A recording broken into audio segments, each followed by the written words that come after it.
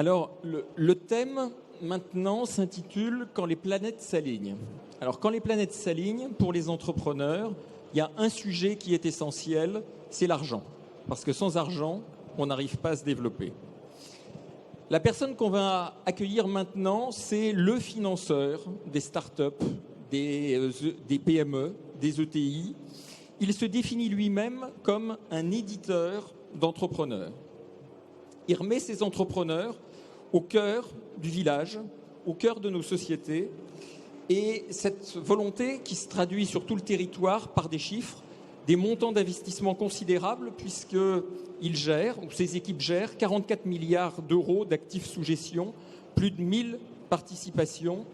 Et il s'est adossé à France 2030 pour lancer un plan également sur les deep tech de plus de 3 milliards d'euros pour aller à la racine de l'innovation dans les universités, les laboratoires de recherche notamment, et favoriser la montée en puissance des startups. Je vous demande d'accueillir maintenant Nicolas Dufourcq, directeur général de BPI France.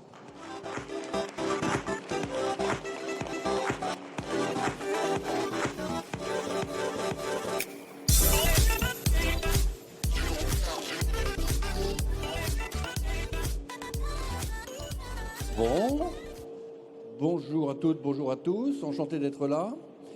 Je suis très content que, notamment grâce au Dauphiné et au territoire, ce salon se lance ici à Grenoble aujourd'hui.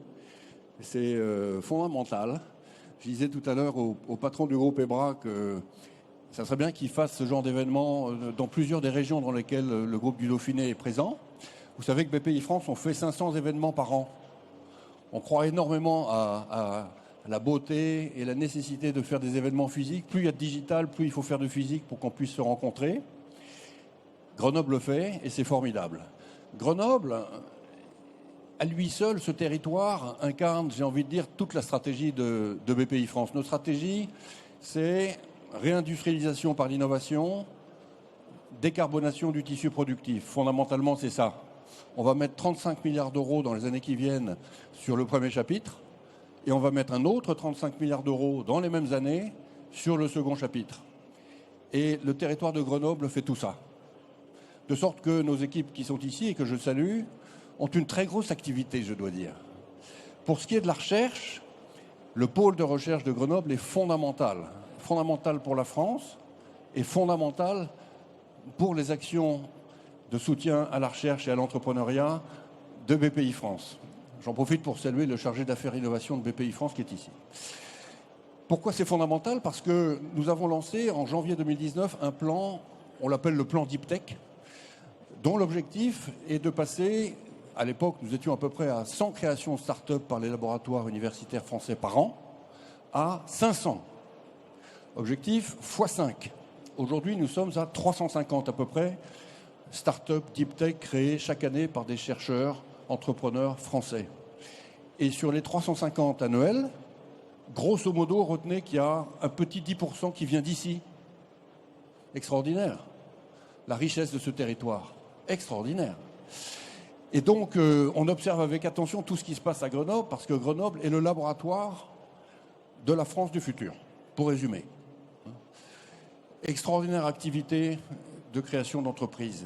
Pourquoi est-ce qu'on veut absolument que les chercheurs créent des startups? On le veut pour eux d'abord. Hein. On n'est pas dans l'injonction verticale. C'est juste que c'est super de devenir entrepreneur. Dans une vie, c'est extraordinaire. En France, on a cette chance incroyable qu'il est peu risqué, quand on est chercheur, de se lancer dans l'entrepreneuriat. Voire pas risqué. Vous êtes chercheur, vous êtes fonctionnaire, eh ben, vous prenez une disponibilité pour convenance personnelle. Si ça rate, vous revenez. On vous fait une première petite subvention pour la prématuration, une deuxième subvention pour la maturation, on vous fait une avance remboursable, un prêt à taux zéro, ensuite on vous emmène vers une première levée de capital amorçage, une deuxième levée de capital, etc. On vous accélère, la SAT Lixium ici, qui est extrêmement performante, vous accompagne, vous n'êtes jamais seul. Et si ça rate, vous revenez. C'est fondamental. Il y a un seul pays au monde qui fait ça. C'est la France. Donc, les chercheurs qui sont ici, j'imagine qu'il y en a quelques-uns dans la salle, si vous avez envie de vous lancer de 7 à 77 ans, hein, jeune, pas jeune, à 40 ans, vous pouvez le faire. À 50 ans, vous pouvez le faire. Mais faites-le. Tentez, venez. Et on sera là. Nos équipes seront là. Les équipes de la SAT seront là. Les équipes de l'université, Yacine parlera tout à l'heure, seront là. Et qui sait, ça peut marcher. Ça peut faire des entreprises extraordinaires. C'est comme ça que toutes les entreprises innovantes françaises ont démarré. Pourquoi est-ce qu'on est si ardent en la matière? C'est que la France a une science extraordinaire. Mais cette science n'atterrit pas dans l'économie, ou peu, en tout cas insuffisamment. La science française doit atterrir dans l'économie. Par parenthèse, la science européenne doit atterrir dans l'économie européenne. Posons-nous la question de savoir pourquoi les États-Unis croissent de 3% et l'Europe de 1%. La vraie raison, c'est que la science européenne n'atterrit pas dans l'économie. Elle atterrit dans l'économie américaine. 80% des nouvelles molécules mises sur le marché par les laboratoires pharmaceutiques américains viennent d'Europe. Le problème de l'Europe, c'est l'entrepreneuriat. C'est l'entrepreneuriat. Donc tout est fait désormais par nous, en France, par nos homologues dans les autres pays, pour stimuler l'entrepreneuriat. C'est fondamental. Et c'est grave. C'est-à-dire que nous ne pouvons pas continuer comme ça. Nous devons avoir plus d'entrepreneurs. Pour ceux qui ne le savent pas, dans la stratégie de la BPI, on est allé jusqu'à écrire un objectif. Nous voulons doubler le nombre d'entrepreneurs en France. Doubler le nombre d'entrepreneurs en France. Je répète, doubler le nombre d'entrepreneurs en France. Vous vous rendez compte de ce que ça veut dire? Ça veut dire 2 fois plus de chercheurs. Ça veut dire 2 fois plus d'étudiants des écoles de commerce. Ça veut dire 2 fois plus de créateurs d'entreprises dans les quartiers de la politique de la ville que nous soutenons. Hein. Ça veut dire 2 fois plus de quadras, 2 fois plus de quinquas qui créent des entreprises chaque année en France. Et c'est tout à fait possible. Et je répète, pour les chercheurs, c'est quasi pas risqué. Pour ceux qui ne sont pas chercheurs et qui n'ont pas la dispo, le retour, etc., c'est un peu plus risqué. Mais grosso modo, on est quand même bien accompagné dans notre pays. Donc, ma présence ici ce matin, féliciter les organisateurs. C'est fondamental d'avoir des événements comme Tech and Fest à Grenoble, dans ce territoire. Bon, j'en profite pour vous dire qu'accessoirement, je suis le président d'ST Microelectronics. Donc, c'est quand même notre ville berceau, hein, Grenoble, Crolles. Et par ailleurs, BPI France est très fortement actionnaire de Soitec aussi, et de quantité de startups qui sont ici présentes. Donc, l'écosystème, il est fondamental, absolument fondamental. Et l'autre raison pour laquelle je voulais être là, c'est vous faire passer ce message. Créez vos boîtes, vous les chercheurs qui sont ici présents ce matin. Allez-y, n'hésitez pas. Il n'y a pas de risque pour vous à le faire. Et la France a besoin de vous. Voilà ce que je voulais vous dire. Merci.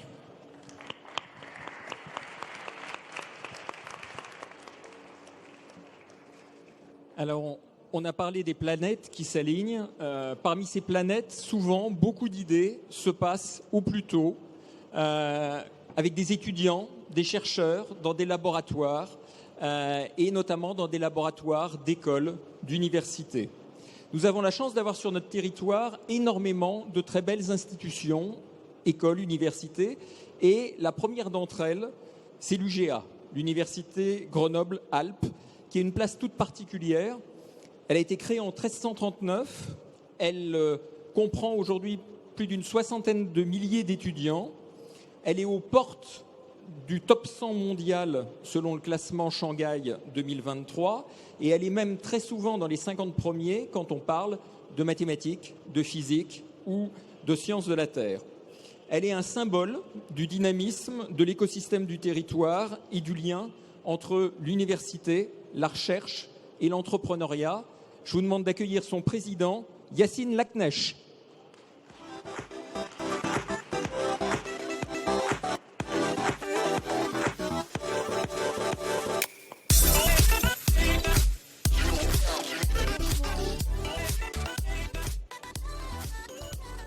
Alors, permettez-moi d'abord de présenter l'Université Grenoble-Alpes très rapidement. Et après, je vais venir sur le sujet et surtout la question des déterminants pour la réussite d'un écosystème d'innovation et de l'innovation de manière générale. Tout d'abord, je suis ravi de cet événement-là. Merci beaucoup à tous ceux qui ont participé à une concrétisation d'un événement de ce type en 10 mois. Bravo. On peut les applaudir. Alors, l'université Grenoble-Alpes, très rapidement, c'est une université d'à peu près 60 000 étudiants. Des 7% de nos étudiants sont des étudiants internationaux.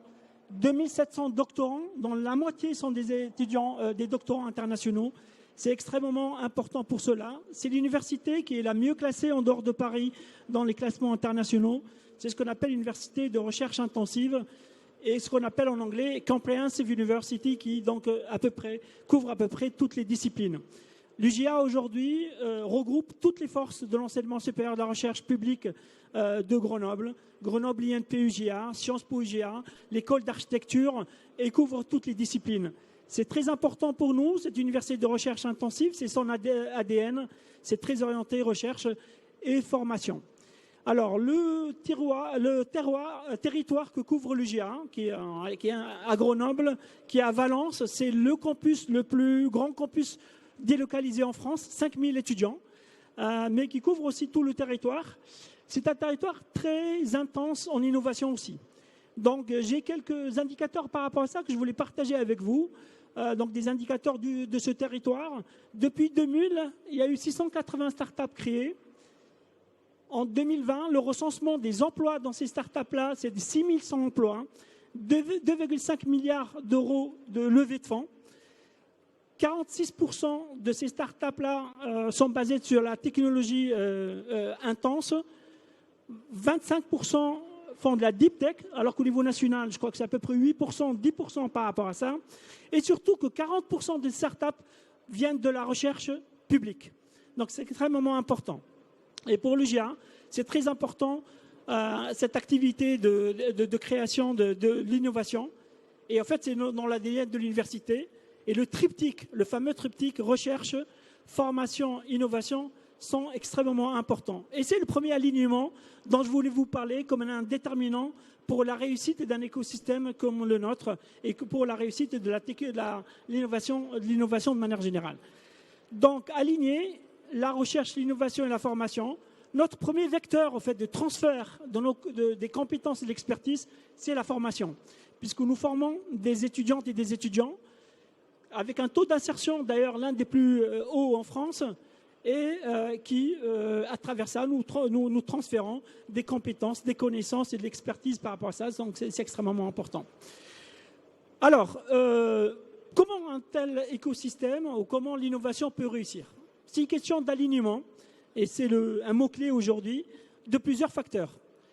Je pense que le premier élément, c'est l'alignement des acteurs de l'innovation.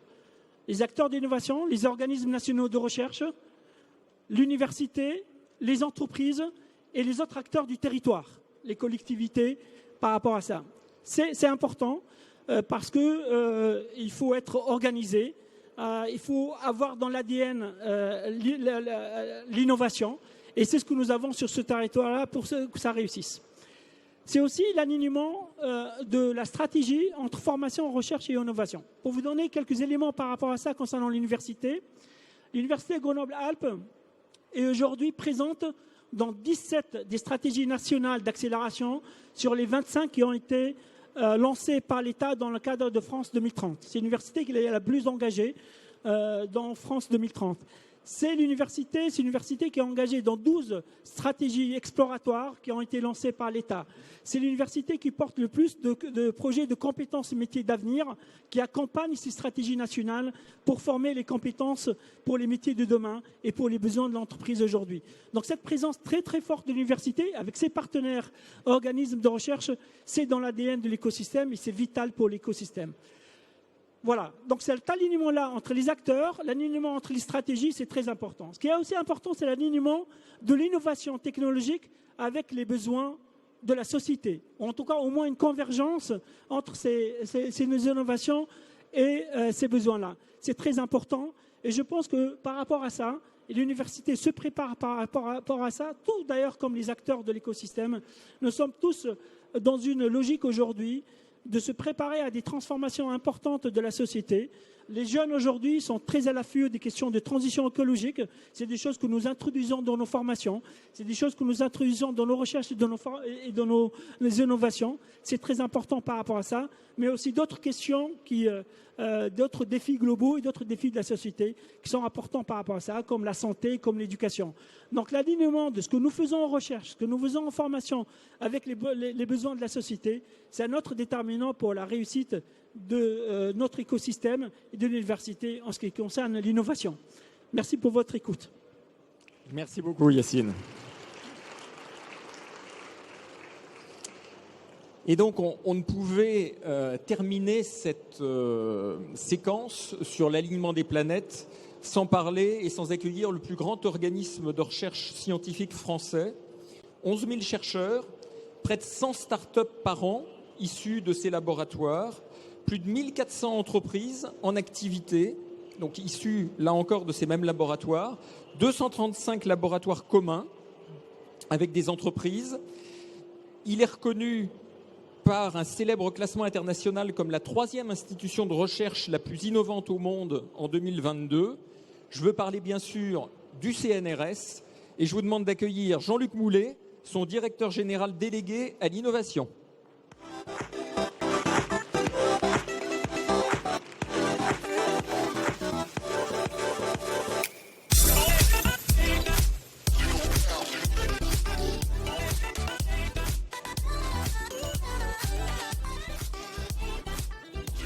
Bien, bonjour à tous, très content d'être ici pour le Tech Fest à Grenoble. Je m'appelle Jean-Luc Moulet, je suis directeur général délégué à l'innovation au CNRS. Alors le CNRS, vous connaissez au moins de nom, c'est le Centre national de la recherche scientifique. Et on a une mission qui est de faire de la recherche fondamentale au service de la société. Alors la première partie de cette phrase, faire de la recherche fondamentale, c'est le moins qu'on puisse attendre du CNRS.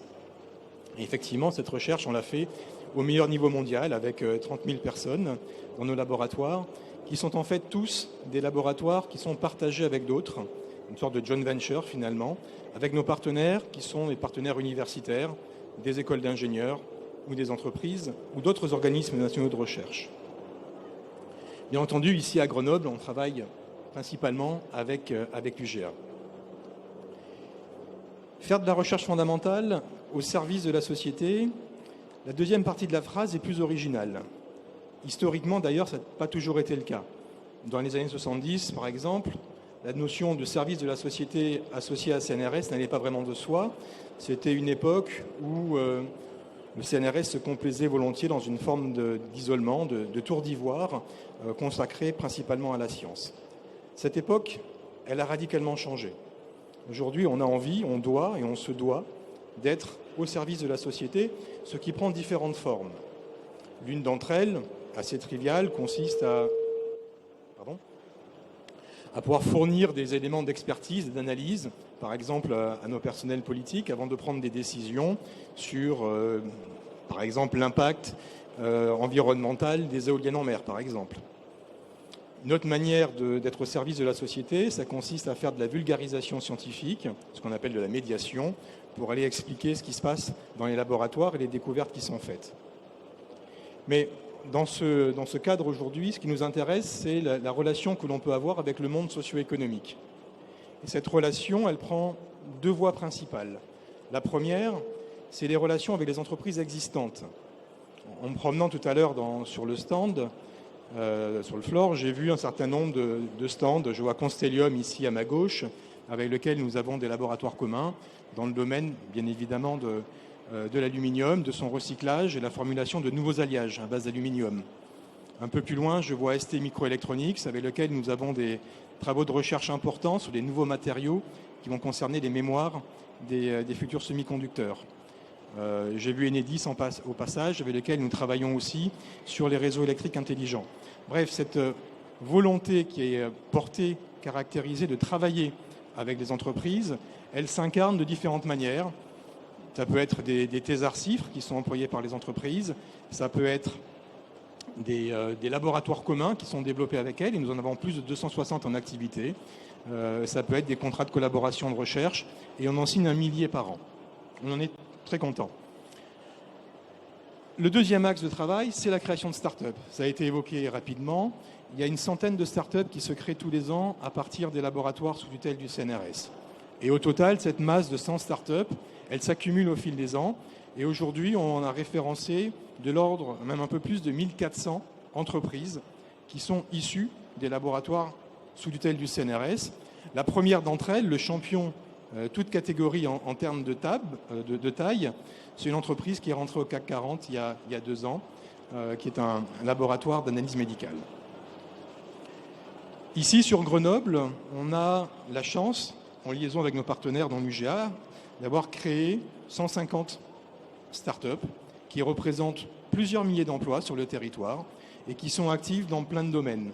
Ça peut être avec Cobi dans le domaine du quantique, ça peut être avec Graphéal dans les applications à base de graphène, ça peut être MagResource qui fait du recyclage d'aimants et tant d'autres.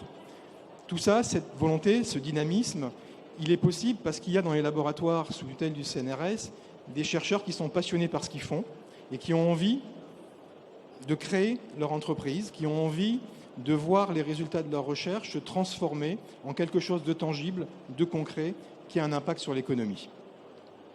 La chance que l'on a, c'est que l'écosystème dans lequel on travaille, avec nos partenaires universitaires, organismes nationaux de recherche, mais également BPI France, Capitaux Risqueurs, tout cet écosystème, il est orienté, dédié vers la création d'entreprises. Et ça, c'est un alignement de planète qui est relativement nouveau, ça a une dizaine d'années, et qui est formidable. Que ce soit en termes de coordination sur la sensibilisation que l'on peut faire dans les laboratoires, que ce soit l'identification des projets, que ce soit le financement des premières étapes de la création d'un projet, ce qu'on appelle la prématuration, pour partir d'une idée scientifique, qui est en fait un papier qui a été publié dans une bonne revue scientifique et aller vers une preuve de concept. Cette épreuve qui est très sensible parce que c'est le moment où le chercheur va un peu bifurquer dans sa carrière pour aller de la recherche purement scientifique au dérisquage technologique. Ce moment-là, c'est la prématuration. On sait aujourd'hui le financer. Les SAT, nos partenaires également, financent la maturation qui va de la preuve de concept vers le prototype. Ensuite, on a les incubateurs et puis on a les capitaux risqueurs qui interviennent avec, objectivement, sans être trop caricatural ni trop... je ne sais pas comment dire, mais si vous avez aujourd'hui un projet de recherche raisonnable avec un projet de création d'entreprise qui tient la route, la capacité à pouvoir recevoir du financement non dilutif, c'est-à-dire des subventions, ou dilutif, c'est-à-dire des fonds de capital, venant de fonds de capital risque, elle est assez forte et l'État a fait des efforts extraordinaires pour doter cet environnement, cet écosystème de moyens. Donc on en est très content et on en bénéficie et nos chercheurs en bénéficient. Alors, je ne voudrais pas paraître complètement naïf non plus, tout n'est pas rose dans cet environnement. On sait très bien que le pourcentage de personnel de recherche dans un laboratoire qui est susceptible de s'engager dans la voie de la création d'entreprise, il est limité. Et notre objectif, c'est de faire en sorte que le plus grand nombre des chercheurs, tous ceux qui ont des idées, qui ont de la volonté, qui ont de l'énergie, puissent trouver les moyens de créer leur start-up à partir des résultats de leur recherche pour créer de la valeur pour l'économie nationale et participer ainsi à la croissance de notre pays. On en revient à la mission, la recherche fondamentale au service de la société. Merci. Merci.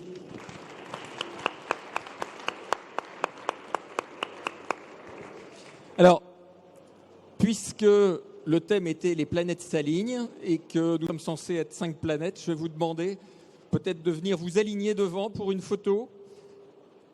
On va la faire partir sur les réseaux sociaux.